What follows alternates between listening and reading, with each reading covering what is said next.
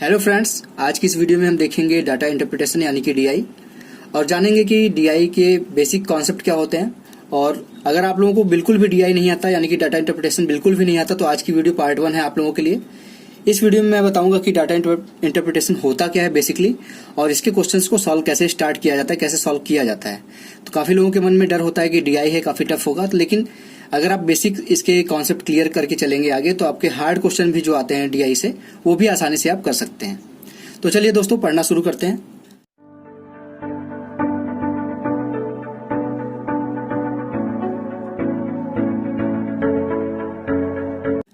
Hello friends, मेरा नाम है रोशन और आप सभी का आपके अपनी यूट्यूब चैनल रोशन की क्लास में एक बार फिर से बहुत बहुत स्वागत है। आज की इस वीडियो में हम देखेंगे डाटा इंटरप्रिटेशन का बेसिक फॉर्मेट, जो बेसिक तरीका होता है इसका, क्वेश्चन कैसे सॉल्व करना स्टार्ट किया जाता है, वो सारी चीजें देखेंगे यहाँ पे।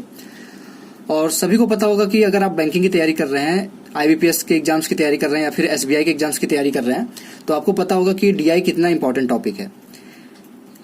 खासतौर से जो प्री के एग्जाम होते हैं इसमें 40 नंबर से, अगर आरआरबी पीओ और क्लर्क की बात की जाए तो 40 नंबर में से कम 15 नंबर के क्वेश्चन तो डीआई से आते ही हैं, कम से कम।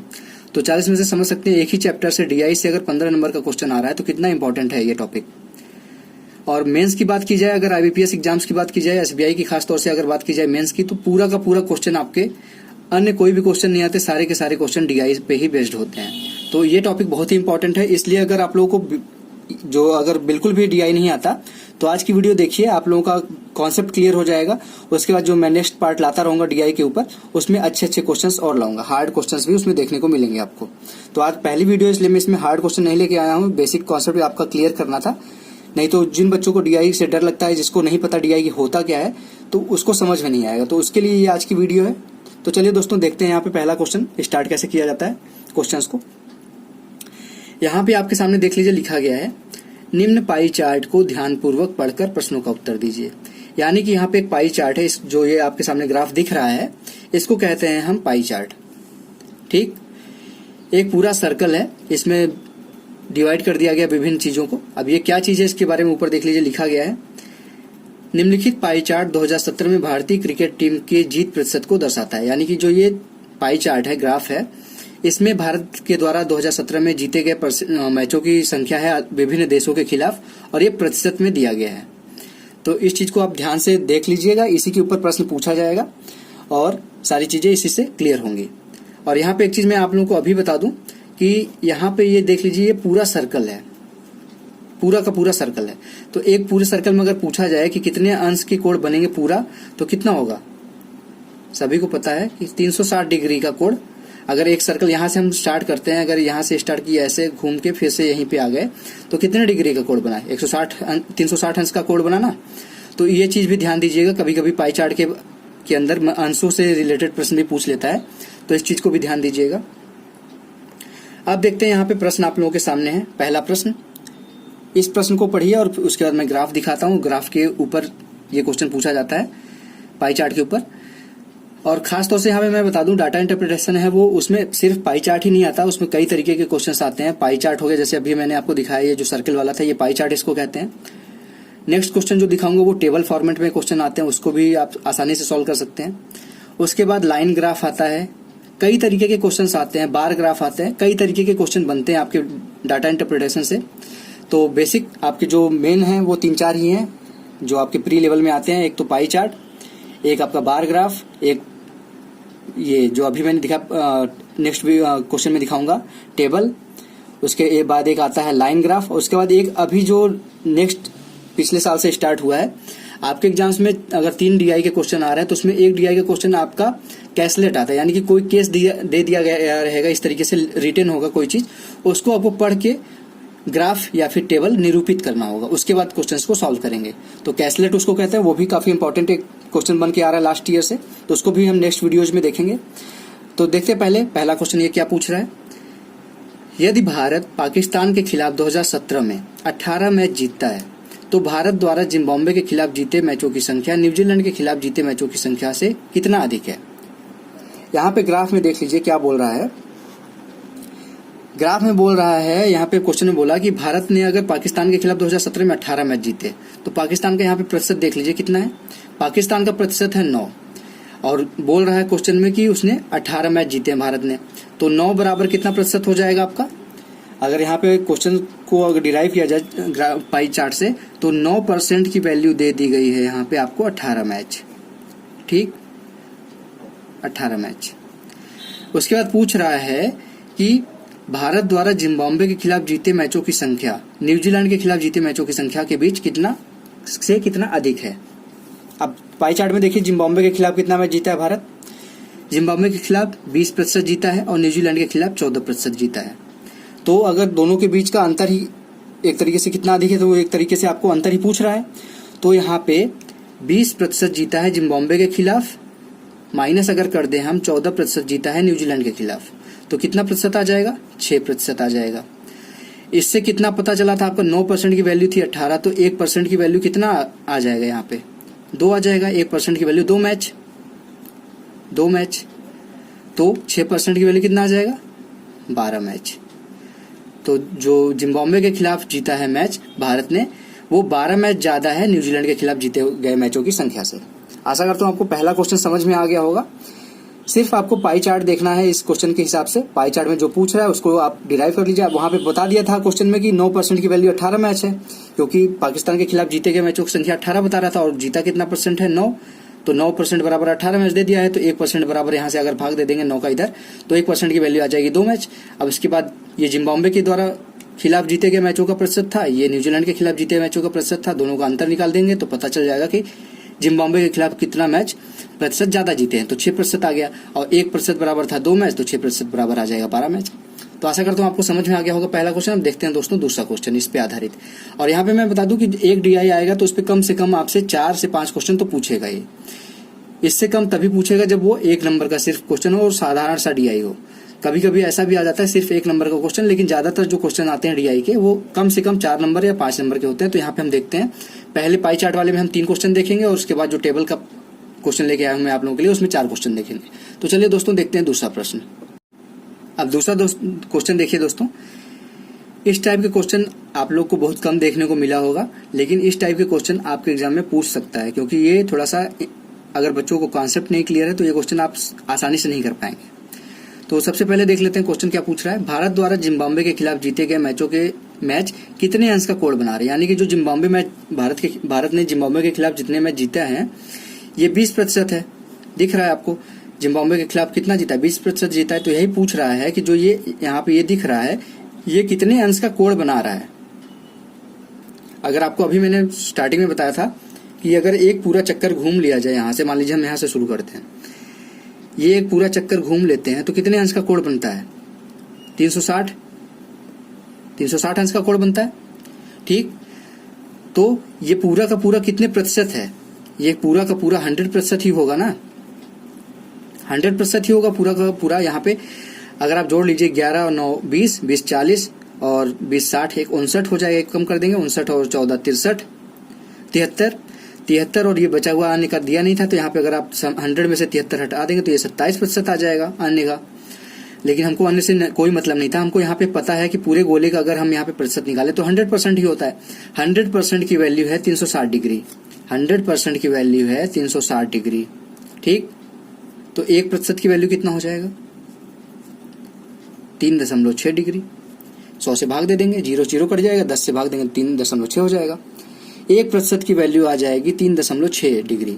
ठीक, तो उसके बाद यहाँ पे जिम्बाब्वे के खिलाफ कितना मैच जीता है भारत ने? 20%। तो 20% की वैल्यू क्या आ जाएगी? अगर 10% के निकालते तो 36 आता, तो 20% के निकालेंगे कितना आएगा? 72 मैच। 72 मैच नहीं, 72 डिग्री।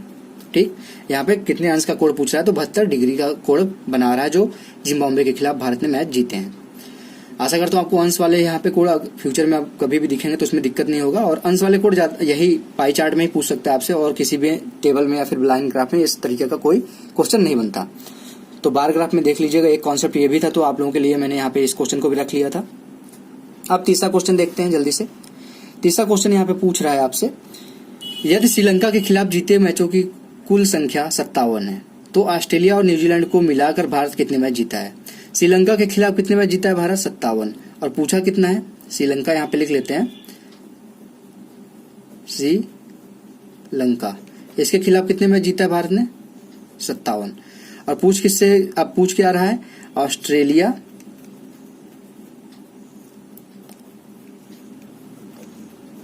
प्लस न्यूजीलैंड के खिलाफ कितने मैच भारत ने जीता है। तो श्रीलंका के खिलाफ कितने प्रतिशत जीता था भारत ने मैच, देख लेते हैं एक बार फिर से। यहाँ पे पाई चार्ट देख लीजिए। यहाँ पे श्रीलंका के खिलाफ जीते हुए मैचों की प्रतिशत थी यहाँ पे 19। ठीक, तो 19% की वैल्यू दे दिया गया है यहाँ पे 57। 19% का वैल्यू दे दिया गया 57, तो 1% का वैल्यू क्या आ जाएगा? 1% बराबर 19 का भाग दे देंगे तो यहाँ पे कितना आ जाएगा? 1% बराबर आ जाएगा 3। ठीक, पता चल गया। 1% बराबर 3 आ गया। तो ऑस्ट्रेलिया और न्यूजीलैंड के खिलाफ कितने प्रतिशत है? ऑस्ट्रेलिया के खिलाफ देख लीजिए कितना है। ऑस्ट्रेलिया के खिलाफ है यहाँ पे दोस्तों 11% और न्यूजीलैंड के खिलाफ है 14%। दोनों को अगर जोड़ देंगे तो कितना आएगा? 14 और 11 25% हो जाएगा। 25% हो गया यहाँ पे। यह था 11% और प्लस 14%, दोनों को मिला देंगे तो कितना हो जाएगा? 25% हो जाएगा। पूछा है क्वेश्चन में, ये बोला है कि दोनों को मिलाने पे कितने मैच जीता है। यहाँ पे 25% मैच जीता है और एक बराबर कितना था? 1 बराबर था 1% बराबर था 3। तो 25% की वैल्यू क्या आ जाएगी? 25% की वैल्यू आ जाएगी आपकी 75 मैच। ठीक, आशा करता हूं आपको तीसरा क्वेश्चन भी समझ में आ गया होगा। अब दोस्तों देख लेते हैं हम, ये 3 क्वेश्चन थे पाई चार्ट पे। अब देखते हैं हम टेबल वाला क्वेश्चन किस तरीके से सॉल्व किया जाता है। तो चलिए दोस्तों देखते हैं अगला क्वेश्चन टेबल के फॉर्म में जो डीआई पूछा जाता है। अब दोस्तों देख लीजिए नेक्स्ट क्वेश्चन है। इस तरीके के क्वेश्चंस को आपको कहते हैं हम टेबल फॉर्म का जो डीआई आता है, और ये बहुत आसान होते हैं। इसमें कुछ आपको कॉन्सेप्ट नहीं लगाना होता, सिर्फ आपको मैथमेटिकल ऑपरेशन करने होते हैं कि कैसे सॉल्व किया जाता है, जोड़ घटाना गुणा भाग, ये सब सारी चीजें इसमें लगती हैं। अब यहाँ पे देख लेते हैं क्या बोल रहा है। नीचे दिए गए टेबल को ध्यानपूर्वक पढ़ के निम्न प्रश्नों का उत्तर दीजिए। इस टेबल को आपको ध्यानपूर्वक देखना है, उसके बाद जो इसके ऊपर आधारित प्रश्न पूछेगा उसका आंसर देना है आपको। तो यहाँ पे देख लीजिए स्कूल है, सभी छात्र हैं यानी कि कुल छात्र की संख्या ये है, और लड़के और लड़कियों का अनुपात दिया गया है। स्कूल है ABCDEF, इसका नाम दे दिया गया है। स्कूलों को मान लिया गया है ABCDEF, 6 स्कूल यहाँ पे। ए में है टोटल 640 छात्र, और यहाँ पे लड़के और लड़कियों की जो अनुपात है वो 5:3 है। इसी तरीके से सभी स्कूलों में कुल छात्रों की संख्या ये दे दी गई है, और उनके बीच का अनुपात दे दिया गया लड़के और लड़कियों के बीच का। तो ये आपको जल्दी से समझना होता है क्या चीज टेबल में दिया गया, कुछ भी दे सकता है वहां पे। यहाँ पे एक ये फॉर्मेट था, तो यहाँ पे मैंने इस तरीके से ले लिया था क्वेश्चन को। आपके टेबल में कोई भी डाटा दे सकता है, बट ये जान लीजिए कि इससे ज्यादा कॉम्प्लिकेटेड आपके अगर प्री लेवल में आ रहा है क्वेश्चन तो डीआई, तो इससे ज्यादा कॉम्प्लिकेटेड नहीं करता वो। इससे लेवल थोड़ा सा आसान ही रहेगा, कठिन नहीं होगा। ठीक, अगर आप लोगों का प्रैक्टिस है तो आप बहुत जल्दी विदिन 2 से 3 मिनट आपके 5 के 5 क्वेश्चन जो इसके ऊपर पूछेगा वो हो जाएंगे। आप देख लेते हैं, आप इसको नोट कर लीजिएगा क्वेश्चन को। अब मैं क्वेश्चन को ऊपर कर रहा हूं, आप इसको सॉल्व करने जा रहे हैं इसके ऊपर जो आधारित प्रश्न पूछ रहा है। यहां पे देखिए बोल रहा है पहला क्वेश्चन, स्कूल ए और बी में मिलाकर लड़कों का, स्कूल ए और बी में मिलाकर लड़कों का स्कूल ए और सी में मिलाकर लड़कियों के से अनुपात ज्ञात करना। यानी कि ए प्लस बी, यहां पे हैं लड़के। ठीक, इसका अनुपात किससे ज्ञात करना है? ए प्लस सी के लड़कियों से। ठीक, ये तो आपको मैं समझा रहा हूं इस तरीके से, इसलिए लिख दे रहा हूं जिससे आप लोग गलती ना करें। अब ए और बी में लड़कों की संख्या ज्ञात कैसे करेंगे? अब देख लेते हैं, फिर से टेबल पे चलते हैं।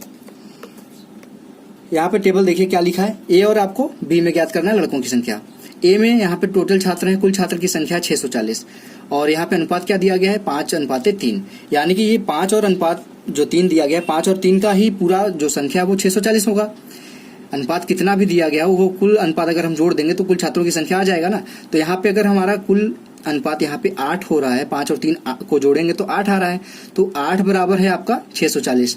तो 1 बराबर क्या आ जाएगा? यहाँ पे 1 बराबर कितना आ जाएगा? 8 8 64, यानी कि 1 बराबर आपका यहाँ पे अगर हम इसको 1 के बराबर लिखें तो 1 बराबर आपका आ जाएगा 80। ठीक, आशा करता हूं आपको समझ में आ गया होगा। अब दोनों अनुपात को हमने जोड़ दिया तो हमको कुल छात्रों की संख्या पता चल जाएगा। तो दोनों अनुपातों को जोड़ा तो हमारा 8 आ गया। 8 बराबर था 360, तो 1 बराबर आपका आ जाएगा 80। जब 1 बराबर 80 आ गया तो 5 बराबर लड़कों की संख्या हमको पूछा था ये में, तो 5 बराबर कितना होगा? 5 × 8 यानी कि 400।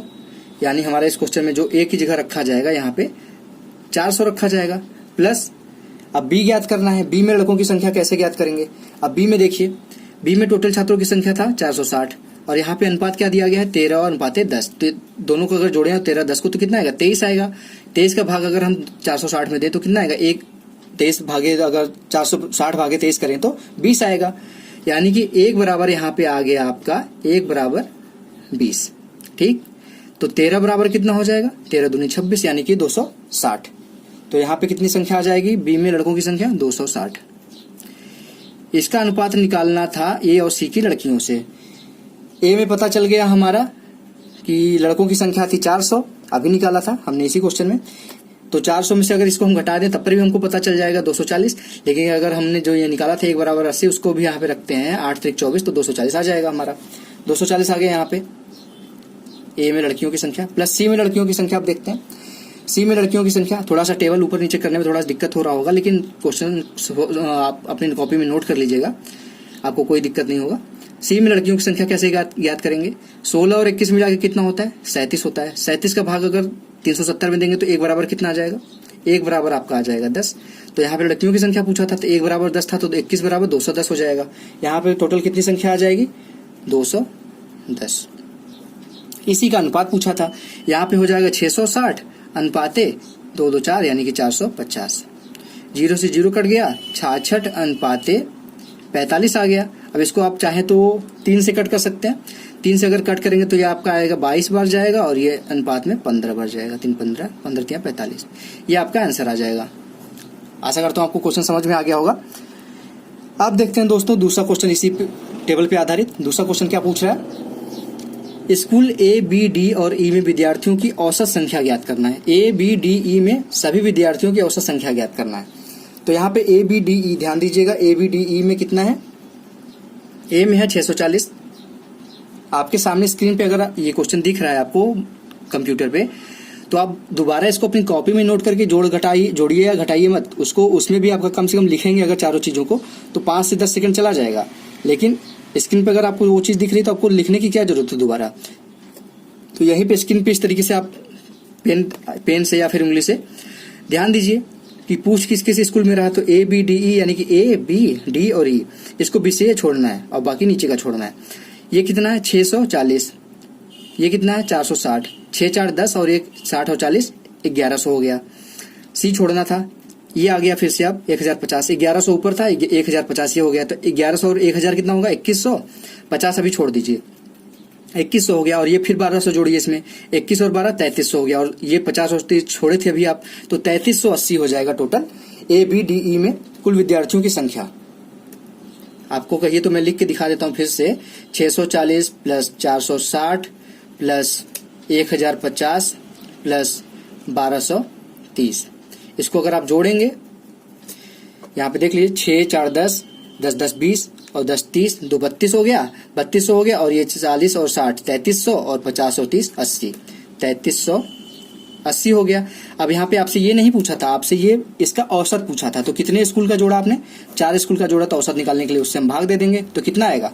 4 8 32, 1 बचा और 8 बचा, 4 चौक 16, 2 बचा और 0 बचा, 4 पंजे 20। 845 छात्र आ जाएंगे औसत छात्र जो इन चारों स्कूलों में पूछा गया था। तो आशा करता हूं आपको ये भी क्वेश्चन समझ में आ गया होगा। अब जल्दी से देख लेते हैं दोस्तों तीसरा क्वेश्चन। अब दोस्तों देख लीजिए, आप लोगों की सहायता के लिए मैंने यहाँ पे फिर से टेबल बना दिया है जिससे आप लोगों को बार बार पेज न पलटना पड़े। यहाँ पे अब देखिए तीसरे क्वेश्चन में क्या पूछ रहा है? स्कूल डी में लड़कियां स्कूल ए में लड़कियों की संख्या से कितने प्रतिशत अधिक है? तो पहले तो हमको स्कूल डी में लड़कियों की संख्या निकालनी है। डी में कितनी लड़कियां हैं? 22 और 13 कितना होगा? 35 होगा। अगर 1050 में 35 का भाग देंगे तो कितना आएगा? 1 बराबर आपका आ जाएगा यहाँ पे, 1 बराबर आपका आ जाएगा यहाँ पे 30। 35 यहाँ होता है 105 और यहाँ पे 0 था तो 3 के सामने एक 0 लगा देंगे तो 1 बराबर आपका आ जाएगा 30। तो 13 बराबर पूछा, लड़कियों की संख्या है। 13 बराबर 13 का गुणा 30 में करेंगे कितना आएगा? 13 3 39 यानी कि आपका आ जाएगा 390। तो स्कूल डी में जो लड़कियों की संख्या है वो है 390। उसके बाद क्या पूछा है? ए में लड़कियों की संख्या। ए में लड़कियों की संख्या आपको पता है 240 निकाले थे अभी पहले क्वेश्चन में। 8 बराबर था 640 तो 1 बराबर आपका आ गया था 80 तो 3 बराबर आपका आएगा 240। तो ई में आपका आ जाएगा लड़कियों की संख्या 240। अब यहाँ पे देखिए बहुत लोग कंफ्यूज होते हैं। यहाँ पे पूछ क्या रहा है? यहाँ पे पूछ रहा है कि स्कूल डी में लड़कियों की कुल संख्या स्कूल ए में लड़कियों की कुल संख्या से कितने प्रतिशत अधिक है, यानी ए से पूछ रहा है कि कितने प्रतिशत अधिक है। तो यानी कि हमको जो नीचे वाली वैल्यू रखनी है, जिससे पूछा जाता है वही रखते हैं। इसका निकालने का प्रतिशत लाभ, यहाँ पे कितने अधिक है प्रतिशत निकालने का क्या फॉर्मूला होता है, जो ज्यादा है 390, उसमें से कम वाला घटा दीजिए 240 बटे में नीचे किसको रखते हैं, जिसके आधार पे पूछा जाता है। ए में लड़कियों की संख्या से कितने पूछ रहा है, तो नीचे 240 आ जाएगा। और प्रतिशत के लिए क्या करते हैं, सभी को पता है 100 से गुणा करते हैं यहाँ पे। अब इसको करेंगे तो यहाँ पे आएगा 150, नीचे आएगा 240, गुणे में आएगा 100, 0 से 0 कट गया, ऊपर कितना बचा 1500 हो गया और नीचे 24 हो गया। अगर 1500 और बटे 24 करें तो कितना आएगा, 3 से कट करना, कट कर दीजिए 3 से, आपका आ जाएगा यहाँ पे 500 आ जाएगा 3 से कट करेंगे तो, और यहाँ पे आपका आ जाएगा 8। अब 8 से भाग दे दीजिए, 8 से भाग दें कितना, 8 6 48 जाएगा, 2 बचेगा और ये 0, 8 दूनी 16 और फिर 4 बचेगा, 8 पंजे 40, यानी कि 62.5% लड़कियां डी में ज्यादा हैं ए स्कूल में जितनी लड़कियां उससे। तो आशा करता हूँ आपको ये प्रतिशत कितने अधिक हैं ये भी निकालना आ गया होगा। आप दोस्तों देख लेते हैं चौथा क्वेश्चन इस पे आधारित। चौथा क्वेश्चन आपके सामने है, स्कूल सी और डी में, यहाँ पे बोल रहा है कि स्कूल सी और डी में लड़कियों की संख्या एवं स्कूल बी और ई में मिलाकर लड़कियों की संख्या के बीच अंतर। यहाँ यानी कि यहाँ पे सबसे पहले हमको सी और डी में लड़कों की संख्या निकालनी है, सी और डी में। उसके बाद यहाँ पे लिख देते हैं आपको क्लियर हो जाए, यहाँ सी डी में लड़कों की संख्या माइनस बी प्लस ई में लड़कियों की संख्या। ठीक, यही आपको पूछ रहा है, जो क्वेश्चन ये बोला यही बोल रहा है वो। तो सी डी में लड़कों की संख्या कितनी होगी, सी डी में देख लेते हैं। सी कहाँ है, ये है। सी में 1 बराबर आपका आया था 10, तो 16 बराबर आपका आ जाएगा कितना, 160। 16 बराबर 160 आ जाएगा, यानी कि सी में लड़कों की संख्या 160 है। प्लस डी में क्या है, डी में देखते हैं। डी में अभी देखा था 1 बराबर आया था 30, तो 22 बराबर कितना आएगा, 22 तियां 66, यानी कि 660। ये हो गया। कैलकुलेशन आपका फास्ट होना चाहिए। गुणा भाग मैंने बताया स्टार्टिंग में, गुणा भाग जोड़ घटाने जैसे आपके फास्ट होने चाहिए। अब बी में क्या है, बी और ई में लड़कियों की संख्या आपसे पूछ रहा है। बी में क्या है लड़कियों की संख्या, बी में देखिए 23 बराबर था 460, तो 1 बराबर कितना आया था आपका 20 आया था, तो 10 बराबर कितना आएगा 200 आ जाएगा। तो बी में लड़कियों की संख्या कितना हो गया 200। प्लस ई में लड़कियों की संख्या आप निकाले थे अभी, नहीं निकाले थे, अभी तक नहीं निकाले हैं। 3 है टोटल औसत, 2 अनुपात 2 और 1 3, 3 बराबर है आपका 1230, तो 1 बराबर कितना आ जाएगा 400। 1230 में अगर 3 से भाग देंगे तो 1 बराबर आपका आ जाएगा 410 यहाँ पे, और एक ही था ही लड़कियों की संख्या वहां पे, तो 410 हो जाएगा ये। अब दोनों में अंतर पूछा था, इसको जोड़ के इसमें से इतना घटा दीजिए। 660 और 160 कितना होगा, 660 100 760 और 60 और 820 माइनस 4 2 6 610। यहाँ पे कितना आ जाएगा इसका आंसर, 820 में से 610 घटाएंगे तो 210। इतनी जो दोनों के बीच अंतर है वो 210 बच्चों का अंतर है। तो आशा करता हूँ आपको समझ में आ गया होगा। आज का जो दोनों डीआई मैंने आपको समझाने की कोशिश की, अगर आप लोग बेसिक भी डीआई नहीं जानते थे तो आज की वीडियो देखने के बाद आपको पता चल गया होगा कि बेसिक डीआई क्या होता है। और अब मैं जो नेक्स्ट वीडियो लाऊंगा उसमें मैं आप लोगों को मिसिंग डीआई, कैशलेट डीआई, ये सारी चीजें धीरे धीरे कराऊंगा, और आपके एग्जाम के पहले कम से कम मैं डीआई के 30 से 40 सेट करा दूंगा। तो आशा करता हूँ आप लोगों को दोस्तों आज का वीडियो पसंद आएगा, तो प्लीज लाइक कर दीजिएगा इस वीडियो को। और रोशन की क्लास यूट्यूब चैनल से नए हैं तो लाल कलर का नीचे सब्सक्राइब बटन आ रहा होगा, उस पर क्लिक करके सब्सक्राइब कर दीजिए, साथ ही साथ बेल आइकन पे भी क्लिक कर दीजिए। तो मिलते हैं दोस्तों नेक्स्ट वीडियो में, तब तक के लिए आप लोगों का बहुत बहुत धन्यवाद। जय हिंद, वंदे मातरम।